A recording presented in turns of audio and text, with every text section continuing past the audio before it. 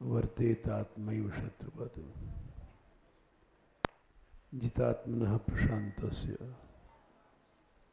परमात्मा समाहितः शीतोष्ण सुख दुखेषु तथा मानापमानयोः ज्ञान विज्ञान तृप्तात्मा कूटस्थो विजितेन्द्रियः युक्त इत्युच्यते योगी समलोष्टाश्म कांचन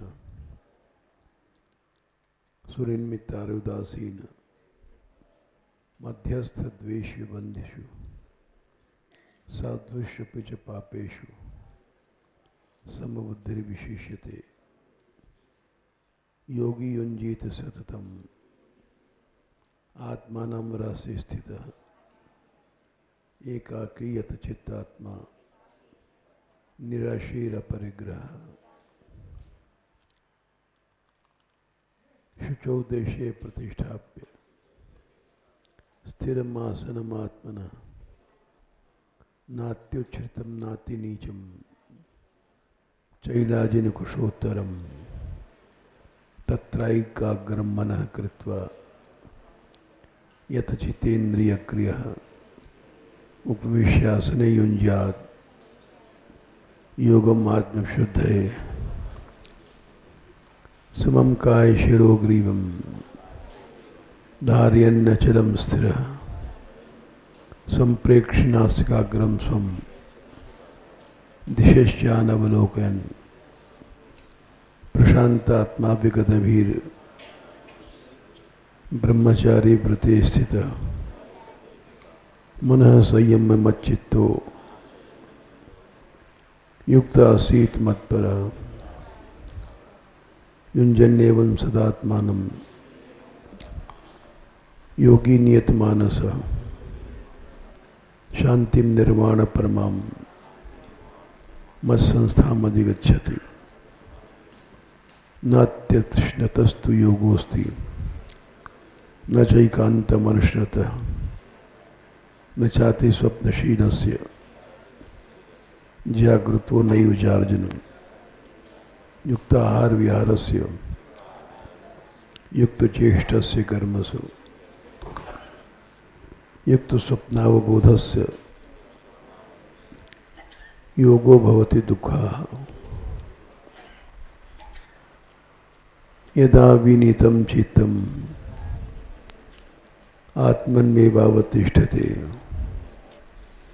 निस्पृहः सर्वकामेभ्यो युक्त इत्युच्यते यतदा।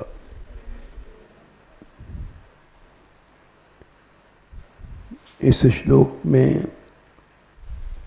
युक्त शब्द क्या है, इसकी व्याख्या की गई है। क्योंकि ऊपर के श्लोक में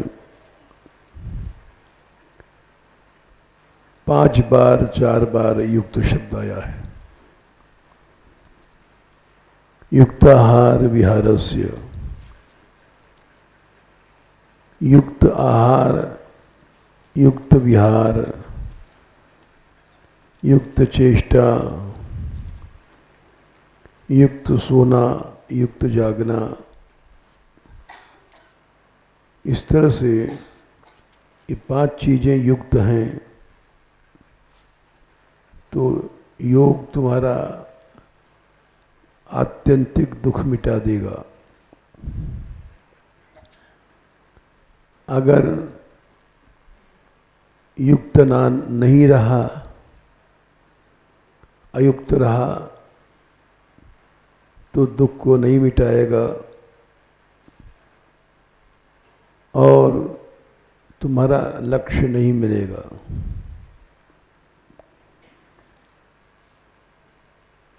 चेष्टा कल हमने बताया था 7 चीजें मिलके चेष्टा बनती हैं।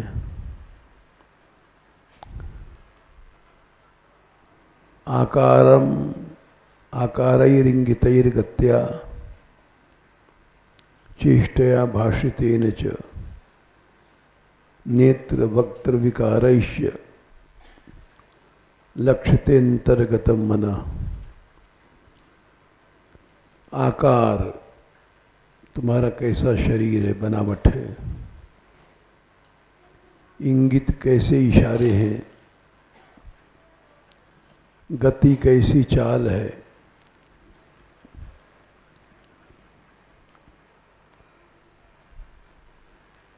और कैसी चेष्टा है, संपूर्ण शरीर की क्रियाएं कैसी हैं, भाषित कैसा बोलते हो, नेत्र तुम्हारे कहाँ जा रहे हैं, उसमें क्या विकार उत्पन्न हो रहा है, वक्त मन मुख, ये सातों चीजें मन तुम्हारा कैसा है उसको बता देती हैं। एक क्षण की चेष्टा मनुष्य को नष्ट कर देती है। एक क्षण की चेष्टा,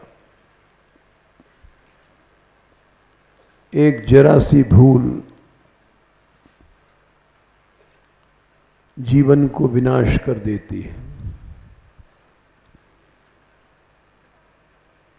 ये एक नियम है, थोड़ी सी भूल, जैसे पापियों में अजामील का नाम लिया जाता है,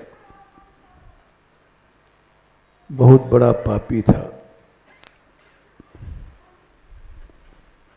जबकि वो बड़ा धर्मात्मा था, सदाचारी ब्राह्मण था, और एक छोटी सी भूल में वो आ रहा था समिधा लेकर के यज्ञ के लिए। रास्ते में एक भोगी उसको भोग करते दिखाई पड़ा। उसको वो देखने लग गया। उस देखने से उसके अंदर भोग लिप्सा जाग गई। फिर उसने वेश्या का संग किया। भोग के लिए घर चाहिए, मकान चाहिए, रहने की जगह चाहिए, पैसा चाहिए।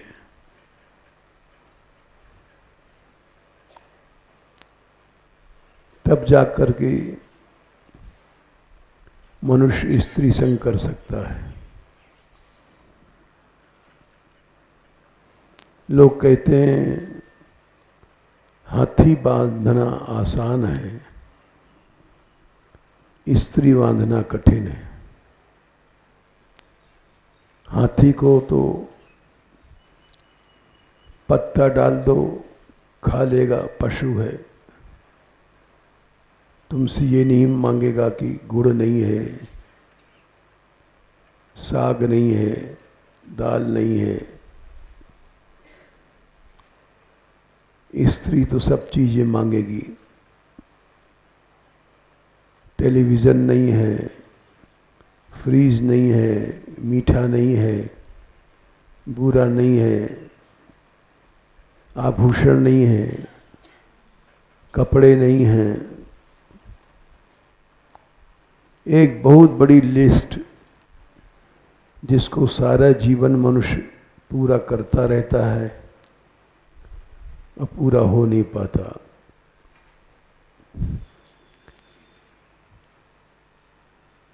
पुंसा स्त्रिया मिथुनी भाव में तम, क्योंकि एक ऐसी गांठ पड़ जाती है मैथुन से। 5वें स्कंद के 5वें अध्याय में वो गांठ कभी नहीं खुलेगी। दोनों को पड़ जाएगी, स्त्री को भी पुरुष को। तयोर मिथो हृदय ग्रंथि माहु, उस गांठ के पड़ने से अतो गृह क्षेत्र सुताप्त वित्तैर जनस्य मोहयम महम ममेति। घर चाहिए, स्त्री आ गई तो घर चाहिए, घर वाली तभी कहाँ रहेगी, जंगल में रहोगे नहीं। गृह क्षेत्र, खेत चाहिए, क्या खाएंगे, दोनों जने क्या खाओगे। क्षेत्र चाहिए, अच्छा भाई भोजन भी मिल गया, घर भी मिल गया। अब बोले सुत बेटा पैदा हो गया, बेटी पैदा हो गई, ये सब बढ़ता है। बेटा उसको पढ़ाओ, बेटी को विवाह करो, वर ढूंढो। आप तो माने माँ बाप, उनकी भी सेवा करो, बूढ़े हो गए। वित्त माने पैसा, रोज पैसा चाहिए। ये सब क्यों हुआ?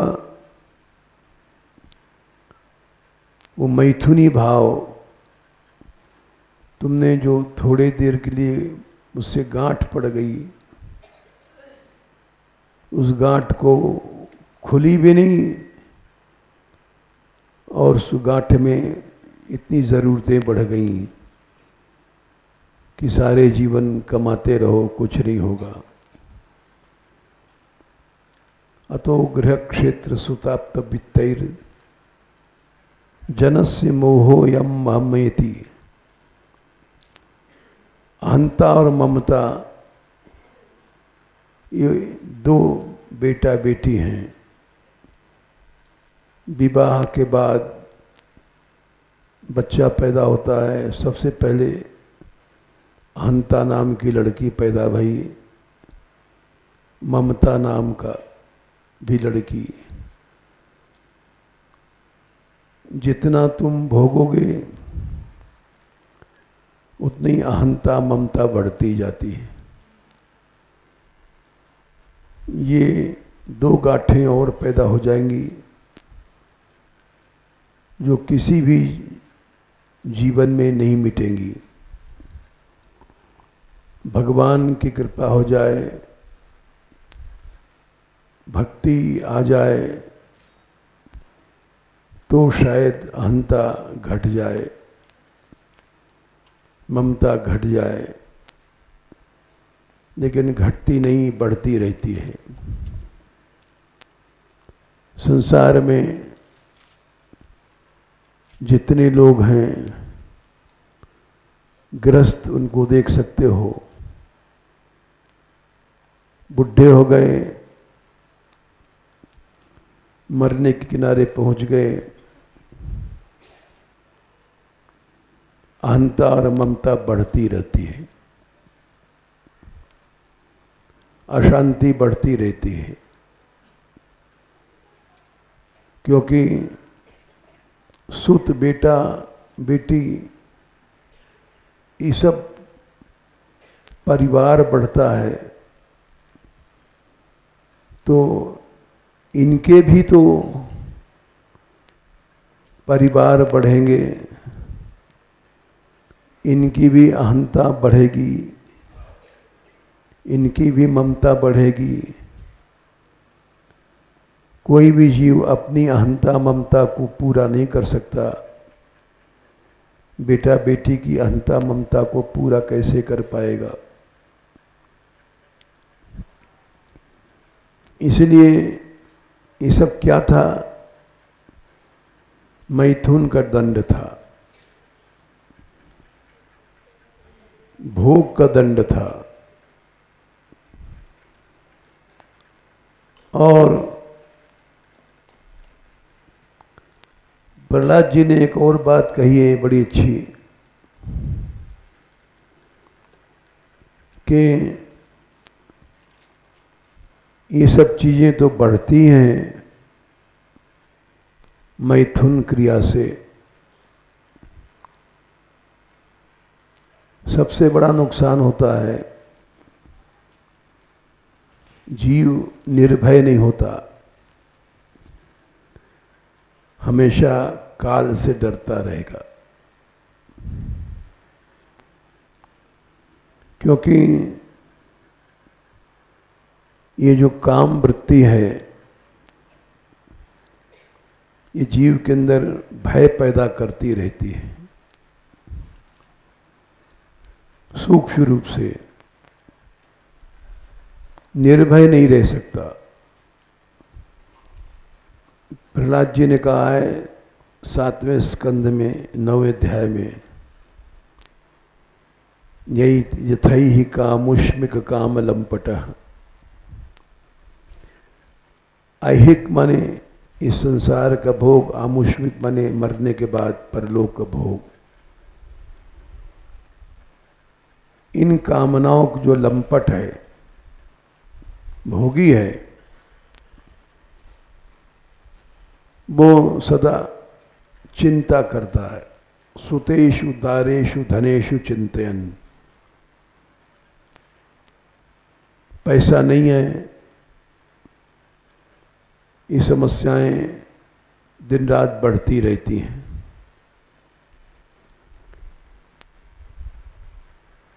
दारेषु बहुवचन है,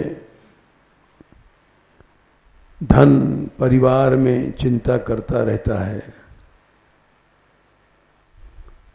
और संकेत विद्वान कुकलेव रात्यात्। और दुष्ट शरीर जब कब मर जाएगा शंका बनी रहती है। जैसे पुरंजन मरा भागवत में 4थे स्कंद में, मरते समय वो ये सोच रहा था हमारे मरने के बाद स्त्री का क्या होगा, कि कहाँ रहेगी, कहाँ रोटी खाएगी। बहुत से लोग सोचते रहते हैं बुढ़े हो गए कि बेटा बेटी जन सेवा करेंगे कि नहीं करेंगे बुढ़िया की। तो चिंता में शंका में वे मरते हैं। संकेत विद्वान कुकले वरात्यात् यस्तस्य यत्नः श्रमेव केवलम। और भजन करते हैं लेकिन वो सब श्रम है। मन की कमजोरियां नहीं मिटती हैं क्योंकि काम लंपट है, कामनाओं में मन बंधा हुआ है। इसलिए अंतिम समय तक उसके अंदर विश्वास, निर्भयता कभी नहीं आएगी। ऐसे ही अविश्वास में मर जाएगा। तो ये भी मुख्य कारण है। और भी बहुत से दुख हैं। भगवान ने तो यहाँ तक कह दिया है कि ये सब भोग का परिणाम है। यही संस्पर्शजा भोगा 5/22। दुख ये न एव ही। विवाह करते हैं लोग, लड़का पैदा हो लड़की पैदा हो। भगवान बोले नहीं, ये जितने भोग हैं इनसे लड़का लड़के पैदा नहीं होता। ये दुख की योनि है। इनसे दुख, चिंता, कष्ट, ये सब चीज़ें पैदा होती हैं जो मरते समय तक भी नहीं जाती हैं। आद्यंतवंत कौन्तेय न तेषु रमते बुधा। और आद्यंतवंत माने थोड़ी देर के होते हैं भोग, कुछ क्षणों के लिए। ऐसा नहीं कि दिन रात तुमको भोग का ही सुख मिलेगा। शरीर, प्रहलाद जी ने एक और बात कही है कि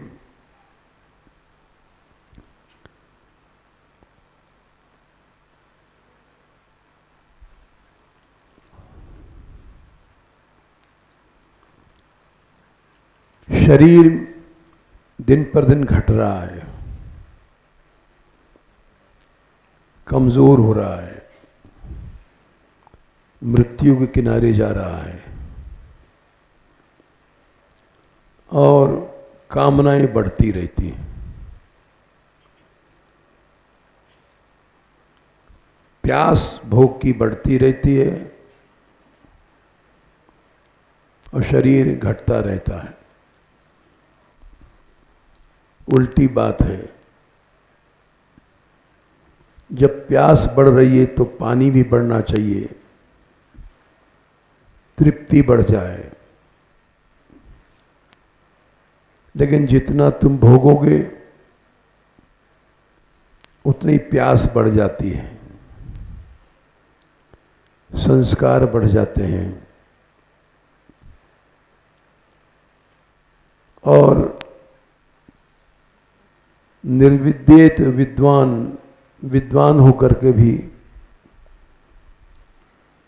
उसको मन नहीं हटता है भोगों से। इसलिए भगवान ने कहा प्रशांतात्मीय विगत भी भय रहित होने के लिए ब्रह्मचारी व्रते स्थितः, ब्रह्मचर्य व्रत होना चाहिए। मना संयम मच्चित्तो युक्त आसीत मत्परः। मेरे परायण तभी होगे जब तुम ब्रह्मचारी व्रत में स्थित होगे, मन हटेगा भोगों से। उसके पहले तुम मतपरायण नहीं हो सकते हो। इसलिए ये वृत्तियां भगवान से दूर करके जीव को दुख, कष्ट, चिंता, शोक देती हैं। ये सारांश है। जय श्री राधे।